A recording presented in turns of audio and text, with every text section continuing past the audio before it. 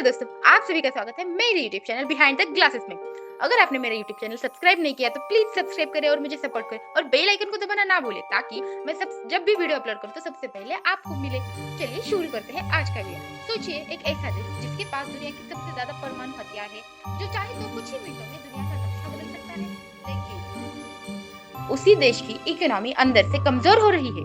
मैं बात कर रही हूँ रूस की। आज इस वीडियो में हम जानेंगे रूस की असली ताकत क्या है और उसकी सबसे बड़ी कमजोरी क्या है, जो शायद आपको कहीं और सुनने को ना मिले। जब हम रूस के बारे में सोचते हैं तो सबसे पहले हमारे दिमाग में आता है ताकत, सेना और पावर। लेकिन सच ये है कि रूस सिर्फ एक देश नहीं, यह एक पूरा सिस्टम है। एक ऐसा सिस्टम जो 3 चीजों पर चलता है: ताकतवर सरकार, मजबूत सेना और प्राकृतिक संसाधन। रूस के पास दुनिया का सबसे बड़ा लैंड एरिया है, इतना बड़ा कि इसमें 11 टाइम जोन आते हैं और इसकी जमीन के नीचे छुपा है तेल, गैस और खनिजों का खजाना। यानी रूस सिर्फ हथियारों से नहीं बल्कि रिसोर्सेज से भी दुनिया को कंट्रोल करता है। अब बात करते हैं उस इंसान की जिसके बिना रूस की कहानी अधूरी है, व्लादिमीर पुतिन। पुतिन सिर्फ एक राष्ट्रपति नहीं है, वो रूस की पूरी पावर स्ट्रक्चर का चेहरा है।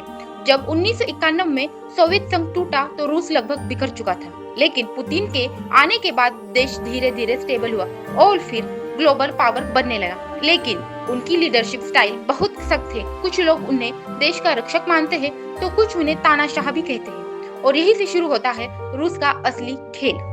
अब आती है सबसे शॉकिंग बात। आज का रूस एक नॉर्मल इकोनॉमी नहीं है, यह एक वॉर इकोनॉमी बन चुका है। मतलब देश का बहुत बड़ा पैसा सेना और युद्ध पर खर्च होता है। आपको जानकर हैरानी होगी, रूस अब इकोनॉमी का बड़ा हिस्सा डिफेंस में लगाता रहा है। इसका असर क्या है? महंगाई बढ़ रही है, इंटरेस्ट रेट बहुत ज्यादा है और आम लोगों की जिंदगी मुश्किल हो रही है। सीधे शब्दों में कहे तो रूस में आज टैंक ज्यादा इंपॉर्टेंट है और टेक्नोलॉजी पीछे छूट रही है। 2022 में शुरू हुआ रूस और यूक्रेन का युद्ध रूस के लिए एक टर्निंग पॉइंट बन गया है। शुरुआत में लगा कि रूस जल्दी जीत जाएगा, लेकिन आज यह युद्ध लंबा खिंच चुका है।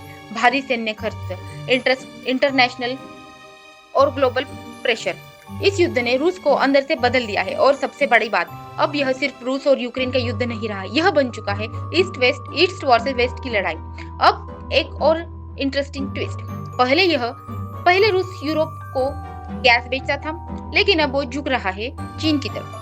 चीन आज रूस का सबसे बड़ा इकोनॉमिक पार्टनर बनता जा रहा है, लेकिन यह पार्टनरशिप बराबरी की नहीं है। रूस के तेल बेच रहा है रिसोर्सेज और चीन कंट्रोल कर रहा है मार्केट। मतलब रूस सर्वाइव तो कर रहा है, लेकिन धीरे धीरे डिपेंडेंट भी बन रहा है। अब सबसे बड़ा सवाल, क्या रूस फ्यूचर में सुपर पावर बना रहेगा? सच थोड़ा कॉम्प्लिकेटेड है। सेना मजबूत है, रिसोर्सेज भरपूर है, लेकिन इकोनॉमी स्लो हो रही है, टेक्नोलॉजी पीछे है, पॉपुलेशन कम हो रही है। यानी रूस की सबसे बड़ी ताकत धीरे धीरे उसकी कमजोरी बनती जा रही है।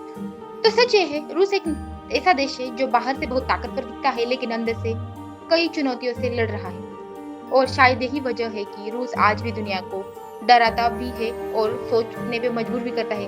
आप क्या सोचते हैं? क्या रूस फ्यूचर में और मजबूत होगा या कमजोर? कमेंट में जरूर बताइए। और ऐसी ही डीप नॉलेज की एनालिसिस के लिए मेरे यूट्यूब चैनल को सब्सक्राइब करना ना भूलें। Thank you.